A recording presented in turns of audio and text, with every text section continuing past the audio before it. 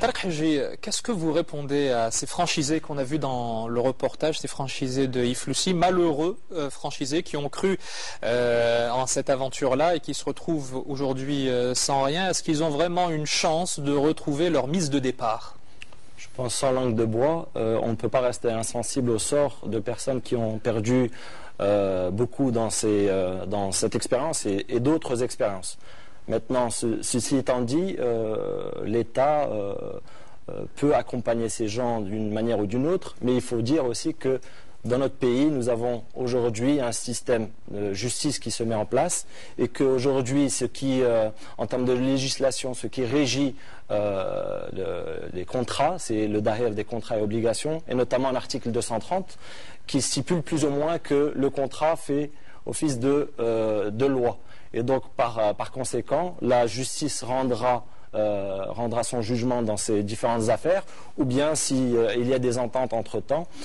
Mais ce qu'il faut dire de manière plus générale, c'est que, comme dit l'adage, si quelque chose paraît trop beau, c'est peut-être que ce n'est pas si beau que ça, il faut aller dans le détail. Ils n'ont pas fait preuve de méfiance. Malgré tout, est-ce que c'est pas là où le bas blesse? Parce qu'on a des pratiques commerciales qui sont en train de se développer et qui sont en train de se développer en dehors de tout cadre légal, en dehors de tout cadre juridique. Bon, il y a cette législation sur les contrats qui reste quand même assez large, assez vaste. Pourquoi ne pas avoir envisagé la mise en place d'une législation qui soit propre au système de la franchise? Alors, aujourd'hui, juste pour revenir un peu en arrière, selon une étude de la Fédération marocaine des franchises, seulement 40% des franchisés potentiels ont recours au service d'avocats pour regarder leur contrat, voir si ça correspond effectivement à ce qui est demandé, de manière à pouvoir pérenniser leur activité. Donc, premier conseil que je donnerai, c'est faire appel à ces avocats. Maintenant, quand on fait un benchmark au niveau international, effectivement, il y a des législations qui sont mises en place et notre recommandation, toujours dans un travail participatif, parce que ce qu'il faut bien comprendre, c'est qu'il ne faut pas freiner l'investissement, parce qu'effectivement, il y a malheureusement ces échecs, mais il y a énormément de succès aujourd'hui, vous l'avez vous-même dit et le reportage l'a dit. Ça n'empêche pas de mettre en place une législation, par exemple, qui appelle les franchiseurs, qui inclut une obligation d'information, justement bien pour sûr. Accompagner la prudence du franchisé que vous évoquez. Comme je vous l'ai dit, d'un point de vue participatif, réfléchir aux moyens de mettre en place une législation, mais surtout, et le benchmark dont je vous parlais nous a démontré les meilleures pratiques dans la phase précontractuelle. Donc c'est là où le manque d'information peut être fatal, puisque certains concepts qui sont mal pensés ou mal financés au départ peuvent donner des cas tels que ceux dont vous avez mentionnés. Mais ça veut dire quoi? Que vous allez faire une loi ou pas? Aujourd'hui, nous avons juste entamé cette démarche.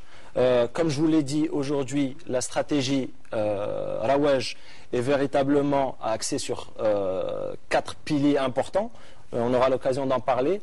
Là, nous sommes en train de parler d'une des formes de commerce en réseau, un des freins, et nous sommes en train de travailler sur d'autres freins. Je peux vous en parler longuement, puisque nous avons des actions proactives. Et nous entamons aujourd'hui un travail sur le côté législatif pour faire en sorte que tout le dispositif, tous les freins soient levés, bien qu'on pense réellement qu'aujourd'hui, il y a aussi un effort de part l'entrepreneur, qu'aujourd'hui la franchise n'est pas une garantie, ce n'est pas un bon du trésor, donc il y a quand même un travail à faire.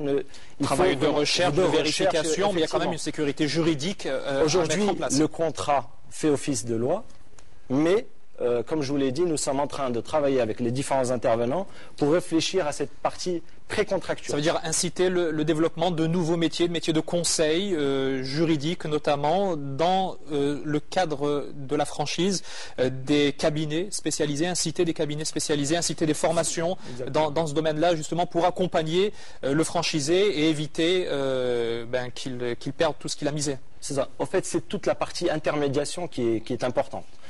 Aujourd'hui, il y a la mise en relation du franchiseur et des franchisés potentiels à travers des salons. Il y a le salon de la franchise au Maroc qui doit prendre une nouvelle dimension et nous y travaillerons avec la fédération, notamment pour faire en sorte que ce soit une véritable plateforme B2B avec une véritable information qui est donnée. Aujourd'hui, il y a un code de déontologie aussi qui est en place déjà et qu'il faudra mettre beaucoup plus en valeur et travailler beaucoup plus. Il y a aussi les efforts d'agences comme l'agence de Marocaine Développement des Investissements pour rapporter et mettre en relation les franchiseurs et les franchisés, tout cela dans un contexte où chacun connaît ses droits, ses obligations. Tout le monde à travailler ensemble pour pouvoir structurer un peu plus le marché.